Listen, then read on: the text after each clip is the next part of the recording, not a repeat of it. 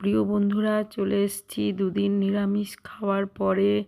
আজকে ভাত খাওয়ার জন্য কুমড়ো ভাজা, বেগুন ভাজা, যে সমস্ত কিছু রেসিপি বানিয়ে নিয়েছি বন্ধুরা। দারুণ দারুণ সব প্রিয় রান্নাগুলো নিয়ে চলে এসেছি।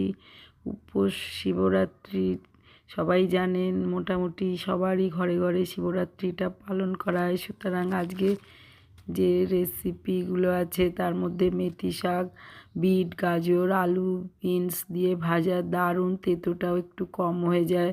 সজনে ফুলের বড়া করে নিয়েছি, এই সময় তো দারুণ লাগে। একটু কুমড়ো ভাজা নিয়েছি বন্ধুরা।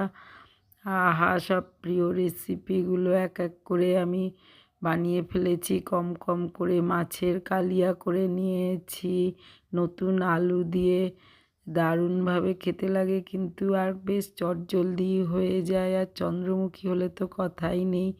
সঙ্গে টক দই নিয়েছি অনেক দিন বাদে বন্ধুরা। টক দইটা খুবই প্রিয়, কিন্তু খেলেই কাশি হওয়ার জন্য মোটেই খেতে পাচ্ছি না। মাঝে মাঝে একটু আধটু খাওয়া হয়।